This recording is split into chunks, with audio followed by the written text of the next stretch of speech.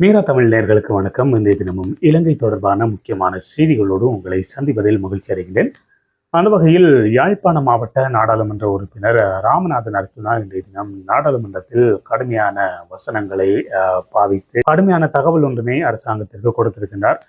குறிப்பாக அரசாங்கம் இலங்கையில் பயங்கரவாத தடை சட்டத்தை இல்லாது ஒழித்து இலங்கையில் தடை செய்யப்பட்டுள்ள சில அமைப்புகளினை புலம்பெயர்ந்த அமைப்புகள் சிலவற்றின் தடைகளை நீக்க வேண்டும் என்று அவர் இந்த உரையின் மூலம் சூசகமாக குறிப்பிட்டிருந்தார். இதன் மூலம் இலங்கை அரசாங்கம் தமிழ் மக்களுக்கு போடுகின்ற பிச்சையினை விட பல மடங்கு பணத்தினை புலம்பெயர்ந்த உறவுகளிடமிருந்து பெற்று அரசாங்கத்துக்கு, அதாவது இலங்கைக்கு கொடுப்பதாக அவர் குறிப்பிட்டிருக்கிறார். முக்கியமாக வடக்கு கிழக்கு தமிழர் தாயக பிரதேசத்தில் 0.1% நிதியினைத்தான் வடக்கு கிழக்கு அபிவிருத்திக்காக இந்த அரசாங்கம் ஒதுக்கி இருப்பதாகவும் இதனை ஒரு பிச்சையாக தான் கருதுவதாகவும் குறிப்பிட்டுள்ளார். இந்த அரசாங்கத்தின் வரவு செலவு திட்டத்தை தான் கடுமையாக நம்பி இருந்ததாகவும், ஆனால் இது மிகப்பெரிய ஒரு ஏமாற்றத்தை தனக்கு கொடுத்திருப்பதாகவும் ராமநாதன் அர்ச்சுனா தனது இந்த உரையின் போது குறிப்பிட்டிருக்கிறார். இது தொடர்பான உரையினை நாங்கள் முழுமையாக பார்க்கலாம். யாழ்ப்பாணம் லைப்ரரியை பற்றி நீங்கள் கதைத்திருந்தீர்கள். 100 மில்லியன் ஒதுக்கி இருக்கிறதாக. அந்த 100 மில்லியன் என்பது மொத்த கேபிட்டல் டோட்டல் எக்ஸ்பெண்டிச்சரிலே அது மொத்தம் 1315 மில்லியன். அதிலே யாழ்ப்பாணம் லைப்ரரிக்கு ஒதுக்கப்பட்டது 0.00076%. பிச்சை போடுவது போன்று யாழ்ப்பாணத்துக்கு ஒரு 100 மில்லியனை ஒதுக்கி இருக்கிறீர்கள், பரவாயில்லை. அதுக்கு பிறகு பார்ப்போம். உள்ளூர் வீதிகளை, வடக்கு வீதிகளை நீங்கள் தருவதற்காக 5000 மில்லியன் ஒதுக்கி இருக்கிறீர்கள். இந்த புத்தகம் அவ்வளவற்றையும் வீடு கொண்டு சென்று வடிவாக படித்திருக்கிறேன். 5000 மில்லியன் தருவதாக சொல்லியிருக்கிறீர்கள். நன்றி, நாங்கள் அதுக்கு சந்தோஷப்படுகிறோம். ஆனால் டோட்டல் கேபிட்டல் எக்ஸ்பெண்டிச்சரிலே அவை 0.38%. 0.38% அது ஒரு பிச்சை, தமிழனுக்கு போட்ட பிச்சை. ஏனென்றால் உங்களுக்கே தெரியும், உள்ளூராட்சி சபை தேர்தல் வரை இருக்கிறது, அது தவிர மாகாண சபை தேர்தல் இருக்கிறது. ஆகவே பட்ஜெட்டிலே எதிர்கட்சியை குத்துவதற்காக நீங்கள் எங்களுடைய லைப்ரரியை பாவிச்சிருக்கிறீர்கள். தவிர நீங்கள் எங்களுக்கு தந்தது 0.007%. சரி, அதையும் வேண்டாம். வடக்கு கிழக்கிலே இதுவரைக்கும் 35 ஆண்டுகள் பெரும் போர் நடந்தது. அந்த போரால் நான் உட்பட எனது சமூகம் கட்டிய வீட்டை கூட இழந்துவிட்டு சென்றோம். ஆனால் வடக்கு கிழக்குக்காக நீங்கள் தந்தது 1500 மில்லியன். அது மொத்தம் உங்களுடைய கேபிட்டல் எக்ஸ்பெண்டிச்சரிலே 0.01%. எங்கள் வீடுகளை இடித்து, எங்கள் காணிகளை பிடித்து, எங்களில் 45,000 பேரை கொலை செய்துவிட்டு நீங்கள் எங்களுக்கு போடும் பிச்சை 0.1%. அதாவது 0.1% உங்களுடைய மொத்த எக்ஸ்பெண்டிச்சரிலே வடக்கு கொடுத்து விட்டு நாங்கள் சொல்லுகிறோம் வடக்கிற்கு கொடுத்து விட்டோம் என்று. என்ன ஒரு விடயத்தை சொல்லுகிறேன். வட்டுவாகல் பாலத்தை பற்றி கைத்திருக்கிறீர்கள், 1000 மில்லியன் தந்திருக்கிறீர்கள் என்று சொல்லுகிறார்கள். அது மொத்த எக்ஸ்பெண்டிச்சரிலே உங்களுடைய இந்த வருடத்தின் கேபிட்டலை மட்டும் கதைக்கிறேன். ரீகரண்ட் எக்ஸ்பெண்டிச்சரை பற்றி நான் கதைக்கவில்லை. கேபிட்டல் எக்ஸ்பெண்டிச்சரிலே 0.076%. 0.076%. அந்த பிச்சை, நன்றி. அந்த பிச்சைக்கு எங்களுக்கு நன்றி. கதைப்போம். அதே மாதிரி சரி, சுகாதாரத்துறையை எடுத்து பார்ப்போம். சுகாதாரத்துறையிலாவது எங்களுக்கு ஏதாவது பிச்சை போட்டு இருக்கிறீர்களா என்று. அந்த சுகாதாரத்துறையிலே மொத்தமாக 382 பில்லியன் உங்களுடைய மொத்த கேபிட்டல் எக்ஸ்பெண்டிச்சர். ஆனால் அதிலே வடக்கு கிழக்குக்கு நீங்கள் தந்திருப்பது, வடக்கிலே ஒரே ஒரு ப்ரொஜெக்ட் மட்டும் தான் செய்திருக்கிறீர்கள், PHSCP எனப்படுகின்ற ப்ரொஜெக்ட். அதுக்கு நீங்கள் தந்திருப்பது எங்களுக்கு 0.66%. உங்களுடைய பிச்சை எந்த அளவிலே இருக்கிறது என்ற இதில் பார்த்துக் கொள்ளுங்கள். அதற்கு பிறகு கிழக்குக்கு நீங்கள் கொடுத்திருக்கிற பிச்சை 0.8%. தமிழன் பிச்சை எடுப்பதற்கு தயாராக இல்லை என்பதை உங்களுக்கு சொல்லுகிறேன். எனது சகோதரர்கள் வெளிநாட்டில் இருக்கிறார்கள். முடிந்தால் உங்களால் பிரிவென்ஷன் ஆஃப் டெரரிசம் ஆக்ட் எனப்படுகின்ற அந்த சட்டத்தை எடுத்து விடுங்கள். நாங்கள் கொண்டு வருகிறோம் உங்களுக்கு பில்லியன் ட்ரில்லியன் கணக்கான பணம். எனது சகோதரர் உங்களுக்கு கொண்டு வரும், நாங்கள் போடுகிறோம் பிச்சை. நாங்கள் இந்தியாவுடன் பிச்சை எடுப்போம், சைனாவுடன் பிச்சை எடுப்போம். எடுத்த பிச்சையிலே ஒரு 0.01% பிச்சை தான் எங்களுக்கு போடுவோம். அந்த பிச்சையை ஜனாதிபதி அவர்கள் வந்து சொல்லுவார், இந்த வடக்கு மாகாணத்துக்கு பிச்சை போட்டிருக்கேன்.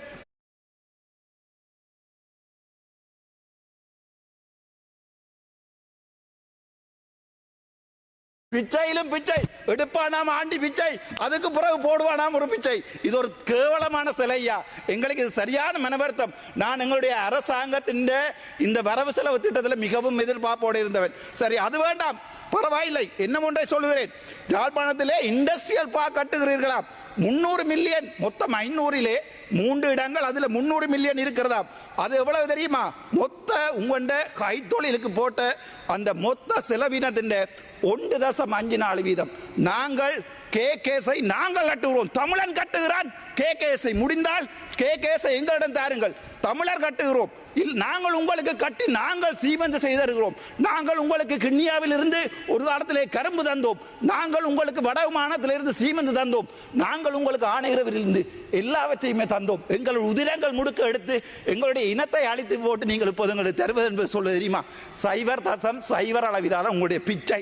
அந்த பிச்சை தான் உங்களுடைய பட்ஜெட். அதற்காகத்தான் எங்களுடைய வாக்குகள் உங்களுக்கு வேணுமென்றால் எனது தமிழ் மண் பிழையாக போட்ட 3 வாக்குகளால் இன்றைக்கு ஒரு பேப்பர் கூட வாசிக்க தெரியாத எம்பி மேரத்தான் கொடுத்திருக்கிறார்கள் எங்களுடைய தமிழ் மண். ஏனென்றால் அனுரகுமார திசாநாயக்க இந்த 13 எங்களுக்கு ஏதாவது செய்வார். 13 நாங்கள் இப்போது சிங்கள மக்களுடனும் தமிழ் மக்களுடன் ஒன்றாகத்தான் வாழ ஆசைப்படுகிறோம். எனது மனதில் இல்லை சிங்கள மக்களை ஒரு எதிரியாக நினைப்பதற்கானால் வந்த முதல் நாளில் இருந்து இந்த ஆசனம் என்னை அவமனித்தது. இன்று வரை என்ன ஒரு எதிரியாகத்தான் பார்த்தது. ஆளுங்கட்சிக்கும் எதிர்கட்சிக்கும் உள்ள அடிவாட்டிலே நாங்கள் தான் அவதிப்படுகிறோம். இன்று நேற்றல்ல 1948ஆம் ஆண்டு எங்களுடைய வெள்ளைக்காரருடைய ராஜ்யம் இதை இலங்கையிடம் தந்திரும் போது அவர்கள் சிரித்து விட்டு தான் போயிருப்பார். அவர்களுக்கு தெரியும் சிங்கள இனம் தமிழ் இனம் ஒன்றாக வாழாது. ஏனென்றால் இவர்கள் 2 பேரும் ஒருவரை ஒருவர் அடித்துக் கொள்வார்கள் என்று. ஆனாலும் ஒரு நம்பிக்கை உங்களுடைய பிச்சையாவது முழுமையாக பாதிக்கலாம் என்றுதான் என்னுடைய ஆசை. அதன் பிறகுதான் பார்த்தேன் டிசிசி மீட்டிங். உங்களுடைய GA பிரதீபன் நேற்றைய தினம் அரசாங்க வாகனம் ஒன்றை கொண்டு போய் அவருடைய மகன் உடைத்திருக்கிறார். பரவாயில்லை, எங்களுக்கு வாகனம் வேண்டாம். ஆனால் GA பிரதீபன் சொல்லுகிறார் மொத்தம் 56 மில்லியன் நீங்கள் கொடுத்த பாராளுமன்ற உறுப்பினர்களின் பன்முகப்படுத்தப்பட்ட நிதியிலே அவர் 35 மில்லியனை எடுக்க போகிறார்கள். இப்போது வடக்கு கிழக்கிலே நாங்கள் என்ன தேங்காய்களை ஆவதா? சரி, அதுதான் சொல்லும் போதுதான் எனக்கு ஞாபகம் வருகிறது. வடக்கு கிழக்கிலே இன்று வரை எத்தனையோ வெள்ளை ஈக்கள், எத்தனையோ தென்னை மரம் 250 ரூபாய் ஒரு தேங்காய் போகிறது. ஆனால் அதை நடவடிக்கை உங்களுடைய விவசாய அமைச்சரை வடக்கு பக்கம் காணவில்லை. சரி, அது பரவாயில்லை. என்னுடைய வைத்தியர்களை பற்றி பார்ப்போம். ஒரு வைத்தியன் ஒரு கார் ஒன்றை வேண்டுவதாக இருந்தால் 50,000 ரூபாய் படி மிச்சம் பிடித்தால் அவனுக்கு 40 ஆண்டுகள் சேமிக்க வேண்டி இருக்கும் இந்த நாட்டிலே. அதான் எங்களுடைய சுகாதார அமைச்சரிடம் கேட்டேன், முடிந்தால் எங்களுடன் கதையுங்கள் என்று சொல்லி. ஏன் எங்களுடன் கதைப்பதால் என்ன பயம்? நான் எழுப்பினால் மைக்கை ஆஃப் பண்ணுகிறார்கள். எதற்காக பயப்படுகிறீர்கள்? ஏனென்றால் நீங்கள் சொன்ன விடயங்கள் இந்த பிச்சைகளை எல்லாத்தையும் கணக்குடன் காட்டுவதற்கு எனக்கு என்னால் இயலும்.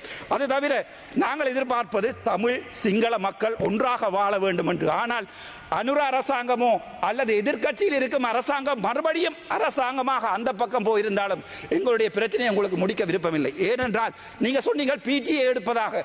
இப்போது நீதியமைச்சர் கேட்கிறார் PTA இருப்பவர்களுடைய லிஸ்டை தாருங்கள் என்று. கேவலம். எனது சகோதரர்கள் எங்களை உங்களுக்கு என்ன ஒன்றை சொல்லுகிறேன் மம்மிக சிங்களிங்கியான கமத்தி அப்பே ஐயால் அக்கலா පනස්පන්දාක් මරුණේ අපේ ජනතාවලින් ඇතුළෙන් දංගවිල්ලා. ඒගොල්ලෝ උඩින් ඉඳන් බහැලා නැහැ පළයට. ඒගොල්ලෝ අපේ ජනතාවෙන් තමයි අවිලා තිබ්බේ. එතකොට අපි රස්තවාදී. හැබැයි 88,000ක් මරුණා. මේ කොහෙද දළදා මාලිය බෝම්බය පුපුරුවා. ඕගොල්ලෝ රස්තවාදී නැහැ. ඕගොල්ලෝගේ රෝගණ විජේවීර රස්තවාදී නැහැ. අපේ ප්‍රභාකරන් රස්තවාදී. එක මේක හේතුව අපි දෙමළ ඕගොල්ලෝ සිංහල. හැබැයි අපේ ජෙනරේෂන් එකටත් ඒක උළුවට නැහැ. මගේ හිතේ නැහැ. මාත් එක ඕගොල්ලෝ කණ්ඩ එනවා හැමදාම පාර්ලිමේන්තුවේ. මම කවදාවත් ඕගොල්ලොත් ඒ විදිහට හැසිරෙලා නැහැ. මම දැන් කියන්නම්. ඕගොල්ලෝට ඇත්ත කියන්නේ එම්බිලා කවුරුත් නැහැ. අපේ ඉන්නේ සමහරු දැන් මේ එන්නෙත් නැහැ මේ වෙලාවට. ඒගොල්ලෝ කරන්නේ ඕගොල්ලොත් එක ගේම් එකක් ගාලා අපේ මිනිසුන්ට කියනවා ඔන්න මචං අපි දෙමළලා කොමරි ගන්නවා කියලා. එතකොට මම කිව්වොත් පන්සල කඩන්න එපා කියලා. මම ජනතා විරෝධී වෙනවා. ඒගොල්ලෝ ජනතාවේ නායකයා වෙනවා. මම දැන් පපු ඉඳන් කතා කරන්නේ මේක මට දවස් 77 days I was deprived of speaking on this parliament. but ඒකට කවදාවත් මුකුත් කරලා නැහැ. ඒක ඒට අමතරව Clean Sri Lanka. Well done. Clean Sri Lanka என்று சொல்லி நீங்கள் 5000 மில்லியன் දෙකයි ඔබතුමාට තියෙන්නේ. ஹரி சார், கிளீன் ஸ்ரீலங்கா கீழே 5000 மில்லியன் ஒதுக்கி இருக்கிறீர்கள். அது எங்களுடைய லைப்ரரி, எங்களுடைய தேசிய நூலகம், அது ஒரு ஆசியாவிலே மிகப்பெரிய நூலகம். விபுலானந்தர் தொடக்கம் மகாத்மா காந்தி எழுதிய புத்தகங்கள் இருந்த லைப்ரரியை எரித்த உங்களுடைய இனம் எங்களுக்கு போட்ட பிச்சை 1.2 உங்களுடைய கிளீன் ஸ்ரீலங்காவிலே ஒரு தமிழனும் இல்லை, ஒரு முஸ்லிமும் இல்லை. எங்களுக்கு தந்திருப்பது 1.2 அளவைத்தான் உங்களுடைய கிளீன் ஸ்ரீலங்கா எங்களுக்கு தந்திருக்கிறது. அதாவது மொத்த 5000 மில்லியனிலே எங்களுடைய லைப்ரரிக்காக நீங்கள் ஒதுக்கியது 1.2. அதை விட பரவாயில்லை. இன்னொரு ஜோக் ஒன்றை சொல்லுகிறேன். ரைட், உள்நாட்டில் இடம்பெயர்ந்தவருடைய வீடமைப்புக்கு 1500 மில்லியன் ஒதுக்கியதை போன்று அதே போன்று நீங்கள் உங்களை பார்த்தால் தெரியும், எங்களுடைய தீவகங்களிலே குடிப்பதற்கு தண்ணி இல்லாமல் எங்களுடைய சனம் இறந்து கொண்டிருக்கிறது. நைனாதீவா இருக்கலாம், டெல்ஃப்டா இருக்கலாம், கார்னகரா இருக்கலாம். ஆனால் திரும்பவும் சொல்கிறேன், உங்களுடைய தெற்குக்கான தண்ணி வளங்களுக்காக 61,234 மில்லியன் செலவழித்திருக்கிறீர்கள். அடிஷனலாக 20,000 மில்லியன் ஒதுக்கி இருக்கிறார்கள் தண்ணிக்கு தெற்குக்கு. ஆனால் வடக்குக்கு தண்ணி இல்லை. வடக்கிலே போடப்பட்ட இரணமடை குளம் இப்ப கூட காய்ந்து கொண்டுதான் இருக்கிறது. உங்களுக்கு எங்களுடைய மக்களுடைய வலிகள் தெரியாது. நாங்கள் உண்மையை கதைத்தால் ஜனதா விரோதி, நாங்கள் உண்மையை கதைத்தான். ஆனால் கேம் அடிப்பவர் முழு பேரும் உங்களுக்கு நல்ல பொலிட்டீஷியன்ஸ். நாங்கள் உண்மையை கதைத்தால் அது உங்களுக்கு முதுகு நோவும், அவர்களுக்கும் இதயம் நோவும். அதுதான் உண்மை. இன்று வரை நான் சொல்லுகிறேன், எங்களுடைய இன பிரச்சனையை தீர்க்காமல், என்னுடைய இனந்த அழித்தை திரும்ப கட்டி எழுப்பாமல் நாங்கள் ஒருபோதும், நான் நினைக்கிறேன், நாங்கள் ஒருபோதும் இந்த நாட்டிலே நிலையான சமாதானத்தை கொண்டு வர முடியாது. இதே சுத்தியுடன் இருக்கிறேன். இன்று நேற்று நடந்த votingil கூட எனக்கு 85% வாக்குகள் இருக்கிறது வடக்கில் இருந்து. முடிந்தால் உங்கள் எம்பி ஒருவரிடம் முடிந்தால் 85% வாக்குகளை பெற்றுக்கொள்ள சொல்லுங்கள். நேற்று யூடியூபில் போட்டிருந்தார்கள் எனக்கு 87% வாக்குகள் இருக்கிறது. ஏனென்றால் உண்மையை கலைப்பவன் තපරවේ සක්ස එතකොට මම මේ පාලිමෙන්දුව ආවේ හොස්පිටල් එකේ ඉඳන් මම පාලිමෙන්දුව ආවේ නැහැ කොඩි උසලා පොල්ලක් උසලා පාලිමෙන්දුව ආවේ නැහැ දවස් 91කින් මම ස්වාධීනව ඡන්ද විරුලා මේ පාර්ලිමේන්තුව ආවේ මට මම ඉස්සරහට එන්නවා නම් මම ඉස්සරහට මේකෙන් ඉන්නවා නම් මේ හොරු කරන්න ඔක්කොම ටික එළියට එනවා. හැබැයි මට කතා කරන්න වෙලාවක් දුන්නාට ගොඩක් බොහොම සිසර්. மற்றொரு செய்தியினை பார்க்கலாம். கடந்த வாரம் கொழும்பு புதுக்கடை நீதிமன்றத்தில் படுகொலை செய்யப்பட்ட, நீதிமன்ற வளாகத்துக்குள் வைத்து படுகொலை செய்யப்பட்ட கனேமுள்ள சஞ்சீவ கொலையுடன் சம்பந்தப்பட்ட சந்தக நபரின் மற்றொரு புகைப்பட தொகுப்புகளும் ஊடகங்களுக்கு போலீசாரால் வெளியிடப்பட்டுள்ளது. இந்த குறித்த சந்தக நபர் நாட்டை விட்டு தப்பிச் செல்லவில்லை என்று போலீசாருக்கு தகவல் வெளியாகி இருப்பதாகவும் கூறப்பட்டுள்ளது. இதன்படி சந்தக நபரினை கைது செய்வதற்காக போலீசாரின் விசேட அதிரடிப்படையினர் சந்தக நபரின் மாத்துக்கொம்ம பிரதேசம் உட்பட பல இடங்களில் தேடுதல் நடவடிக்கைகளை மேற்கொண்டு வருகின்றார்கள்.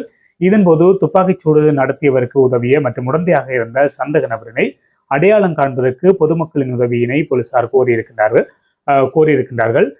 முக்கியமாக இந்த செவ்வந்தி என்று சொல்லப்படுகின்ற இசாரா செவ்வந்தி என்பவரை தான் இவ்வாறு போலீசார் தேடி வருகின்றார்கள். இவர் அன்றைய தினம் துப்பாக்கிதாரிக்கு, இந்த கொலையாளிக்கு துப்பாக்கியினை கொண்டு வந்து கொடுத்து உதவி இருப்பதாக கூறப்பட்டுள்ளது. இது தொடர்பான சிசிடிவி காணொலியும் வெளியாக இருந்தது. இதன் மூலம் அவர் நாட்டில் எங்கோ ஒரு மூலையில் தலைமறைவாகி இருப்பதாக கூறப்படுகிறது. போலீசார் இவரது புகைப்படங்களை வெளியிட்டிருக்கின்றார்கள். 99 58 92 48 0B என்கின்ற தேசிய அடையாள அட்டை எண்ணை கொண்ட 25 வயதான பின்புற தேவகை இசார செவ்வந்தி என்கின்ற இந்த சந்தக நபர் தான் இவ்வாறு நீர்கொழும்பு வீதி ஜயா மாவத்தை ஹட்டுவெல் கேமவில் 25 வருடங்களாக வசித்தவர் என்று கூறப்படுகின்றது. இந்த சந்தக நபரை அடையாளம் காண்பதற்காக விசாரணை அதிகாரிகள் அவரது பல சமீபத்திய புகைப்படங்களினை கண்டறிந்திருக்கிறார்கள். அதன்படி குறித்த கொலை தொடர்பில் கொழும்பு குற்றவியல் பிரிவு விசாரணைகளை முன்னெடுத்திருக்கின்றது.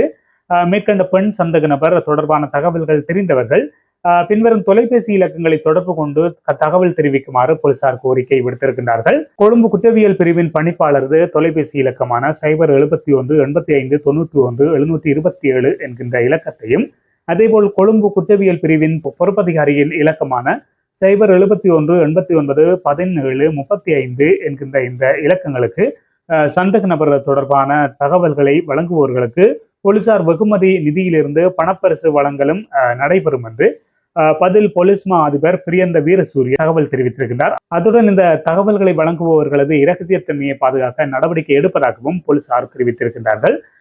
போதைப் பொருள் கடத்தலின் கும்பல் தலைவன் கனேமுள்ள சஞ்சீவ கடந்த 19ஆம் தேதி கொழும்பு பிரதான நீதவான் நீதிமன்றத்தில் சட்டத்தரணி போல வேடம் அணிந்த ஒருவரால் சுட்டு படுகொலை செய்யப்பட்டிருந்தார். துப்பாக்கிச்சூடு நடத்தியதாக சந்தேகத்தின் அடிப்படையில் ஹமாண்டோ சமிந்து உட்பட 8 சந்தேக நபர்களை போலீசார் இதுவரை கைது செய்யப்பட்டிருக்கிறார்கள். அவர்களிடம் நடத்தப்பட்ட விசாரணைகளில் கொலை சம்பவம் தொடர்பாக பல தகவல்களை வெளியாகி இருக்கின்றன. கொலைக்கு மூளையாக கருதப்படுகின்ற 25 வயதுடைய இசாரா சிவந்தி பற்றிய பல தகவல்கள் வெளியாகியுள்ளதாக போலீசார் தெரிவித்திருக்கிறார்கள். எவ்வாறாயினும் அவர் இதுவரை கைது செய்யப்படவில்லை. மேலும் சந்தேகத்திற்கு இடமான குறித்த பெண் பதுங்கியிருப்பதாக சந்தேகிக்கப்படுகின்ற தெய்வலை பகுதியில் இருக்கக்கூடிய ஒரு விடுதி ஒன்றில் நேற்றைய தினம் விசேட அதிரடிப்படையினர் சோதனையிட்டிருக்கின்றார்கள். மேலும் அவர் மாத்துக்கம பிரதேசத்தில் பதுங்கியிருப்பதாக கிடைத்த தகவலின் அடிப்படையில் நேற்றைய இரவு விசேட தேடுதல் நடவடிக்கை ஒன்று மேற்கொள்ளப்பட்டிருந்தது. இசாரா செவ்வந்தி என்கின்ற குறித்த சந்தேக நபர் நாட்டை விட்டு வெளியேறிமைக்கான ஆதாரங்கள் இதுவரையில் மேற்கொள்ளப்பட்ட விசாரணைகளின்படி கிடைக்கப்பெறவில்லை என்று போலீசார் தெரிவித்துள்ளமையும் இங்கே குறிப்பிடத்தக்கதாக காணப்படுகின்றது. மற்றொரு செய்தியினை பார்க்கலாம். இந்த யாழ்ப்பாணம் நெல்லியடி பகுதியில் நெல்லியடி போலீசார் தன்னை கைது செய்து சித்திரவதைக்கு உட்படுத்தி கைகளையும் முறித்துள்ளதாக நெல்லியடி பகுதியை சேர்ந்த இளைஞர் ஒருவர் குற்றம் சாட்டியிருக்கிறார். இன்றைய தினம் யாழ் ஊடக அமையத்தில் நடைபெற்ற ஊடக சந்திப்பின் போதுதான் அவர் இந்த தகவலினை குறிப்பிட்டிருந்தார். குறித்த இளைஞன் இது தொடர்பாக மேலும் என்ன குறிப்பிட்டிருக்கின்றார் என்றால், கடந்த 18ஆம் தேதி தனது அம்மா வீட்டிற்கு அருகில் இருக்கக்கூடிய ஆலயம் ஒன்றின் முன்னால் நின்றபோது முச்சக்கர வண்டியில் வந்த போலீசார் தன் மீது தாக்குதல் மேற்கொண்டதாகவும், கைவிலங்கு இட்டு முச்சக்கர வண்டியின் உள்ளே கீழே போட்டு தமது கால்களுக்குள் என்னை அழுத்தி பிடித்து போலீஸ் நிலையம் கொண்டு சென்றதாகவும் அவர் குற்றம் சாட்டியிருக்கிறார். அங்கு எதற்காக என்னை தாக்கி கைது செய்தீர்கள் என்று கேட்டபோது கேபிள் வயர்கள் வெட்டிய சம்பவம் தொடர்பில் என குறிப்பிட்டதாக அவர் கூறியிருக்கின்றார். எனக்கு அப்படி ஒரு சம்பவம் தெரியவில்லை. பின்னர் எனக்கு கைவலி ஏற்பட்டு நான் வலியினால் துடித்து என்னை வைத்தியசாலைக்கு அழைத்து செல்லுமாறு கூறிய போதும் மந்திகை வைத்தியசாலையில் என்னை அனுமதித்தார்கள். அங்கிருந்து மேலதிக சிகிச்சைக்காக யாழ் போதனா வைத்தியசாலைக்கு மாற்றப்பட்டேன் என்று அவர் குறிப்பிட்டிருந்தார். ஏற்கனவே கடந்த வருடம் வட்டுக்கோட்டை போலீசாரால் ஒரு இளைஞன் சித்திரவதைக்கு உட்படுத்தப்பட்டு கொலை செய்யப்பட்டிருந்தார். அதாவது அவர் சித்திரவதைக்கு உட்படுத்தப்பட்டு வைத்தியசாலையில் சுகவீனமுற்று அனுமதிக்கப்பட்ட போதும் சிகிச்சை பலனின்றி உயிரிழந்தார். இந்த சம்பவம் நடந்துள்ள நிலையில் யாழ்ப்பாணத்தில் மற்றொரு இப்படியான ஒரு சம்பவம் நடைபெற்று ஒரு பெரிய அதிர்ச்சியினை ஏற்படுத்தியிருக்கிறது. மற்றொரு முக்கியமான செய்தியினை பார்க்கலாம். இலங்கையில் எஞ்சியிருக்கக்கூடிய அனைத்து கடவுச்சீட்டுகளையும் 1 மாதத்திற்குள் வழங்க தற்போது நடவடிக்கை மேற்கொள்ளப்பட்டு வருவதாக பொதுமக்கள் பாதுகாப்பு மற்றும் நாடாளுமன்ற அலுவல்கள் அமைச்சர் ஆனந்த விஜயபால தெரிவித்திருக்கிறார். அமைச்சரின் தலைமையில் நாடாளுமன்றத்தில் இன்றைய தினம் இடம்பெற்ற கூட்டத்தின் போதுதான் அவர் இந்த தகவலினை குறிப்பிட்டிருக்கிறார். கடவுச்சீட்டுகளை பெறுவதில் பொதுமக்கள் இழந்த நம்பிக்கையினை மீட்டெடுக்கும் முதன்மை நோக்கத்துடன் 24 மணி நேரமும் கடவுச்சீட்டு வழங்கும் நடவடிக்கை ஆரம்பிக்கப்பட்டுள்ளதாக அவர் சுட்டிக்காட்டியிருக்கிறார். அத்துடன் குடிவரவு மற்றும் குடியகல்வு திணைக்கள ஊழியர்களின் அர்ப்பணிப்புக்கும் அவர் தனது நன்றியினை கூறியிருக்கிறார். மேலும் உரிய அச்சு இயந்திரங்களை பெற்ற பிறகு யாழ்ப்பாணத்திலும் கடவுச்சீட்டு வழங்கும் அலுவலகம் ஒன்றை நிறுவ திட்டமிட்டுள்ளதாகவும், பிராந்திய அலுவலகங்களில் கடவுச்சீட்டு வழங்குவது இரட்டிப்பாக்கப்படும் என்றும் ஆனந்த விஜயபால இதன்போது குறிப்பிட்டிருக்கிறார். மற்றொரு செய்தியினை பார்க்கலாம். ஹனேமுல்ல சஞ்சீவ கொலை வழக்கின் முக்கிய சந்தக நபரை பிரதிநிதித்துவப்படுத்துகின்ற வழக்கறிஞர் சந்தக நபரின் காதுகளை பாதித்துள்ள உடல்நல பிரச்சனையை காரணம் காட்டி தனது வாடிக்கையாளருக்கு அவசர மருத்துவ சிகிச்சை அளிக்குமாறு கோரிக்கை விடுத்திருக்கிறார். குறித்த விவகாரம் தொடர்பான வழக்கு விசாரணைகளின் போது இந்த சந்தக நபரின் வழக்கறிஞர் இந்த விடயத்தினை நீதிபதியிடம் தெரிவித்திருக்கிறார். அதன்போது முறையான காவல்துறை நடவடிக்கைகளின் மூலம் மருத்துவ சிகிச்சையினை வழங்குமாறு வழக்கறிஞர் அதிகாரிகளை வலியுறுத்தியிருக்கின்றார். கொழும்பில் அனுராக பார்வைக்கான தனது கோரிக்கையினையும் அவர் முன்வைத்துள்ளார். இவ்வாறானதொரு பின்னணியில் கடந்த 19ஆம் தேதி புதுக்கடை நீதிமன்றத்தினுள் மேற்கொள்ளப்பட்ட துப்பாக்கிச் சூட்டில் ஹனேமுல்ல சஞ்சீவ உயிரிழந்ததுடன் சம்பவம் தொடர்பில் பிரதான சந்தக நபர் உட்பட 8 சந்தக நபர்கள் கைது செய்யப்பட்டு அதில் ஒருவர் விடுவிக்கப்பட்டுள்ளமையும் குறிப்பிடத்தக்கதாகும். மற்றொரு செய்தியினை பார்க்கலாம். பிரித்தானியாவுக்கு சிறிய படகு மூலம் வருகின்ற அகதிகள் பிரித்தானியா குடிமகனாக மாறுவது சாத்தியமற்றதாக மாறும் வகையில் அரசாங்கம் விதிகளை கடுமையாக்கியுள்ளமையானது பல தமிழர்களுக்கு ஆபத்தாக மாறியிருக்கின்றது. இதற்கமைய இனிமேல் சிறிய படகுகளில் அல்லது லொரிகள் அல்லது வாகனங்களுக்குள் மறைத்து பிரித்தானியாவுக்குள் சட்டவிரோதமாக நுழைகின்ற புலம்பெயர்ந்தோருக்கு குடியுரிமை மறக்கப்படும் என்று உள்துறை அமைச்சின் புதிய வழிகாட்டுதல்கள் தெரிவிக்கின்றன. இத்துடன் இன்றைய நாளுக்கான இரவு செய்திகள் நிறைவடைந்தன. தொடர்ந்து எமது சேனலோடு புதிய பார்வையாளர்கள் சப்ஸ்கிரைப் செய்து இணைந்திருங்கள். வணக்கம். இதுபோன்ற செய்திகளை உடனுக்குடன் தெரிந்து கொள்ள மீரா தமிழ் சேனலை சப்ஸ்கிரைப் செய்து இணைந்தீர்கள்.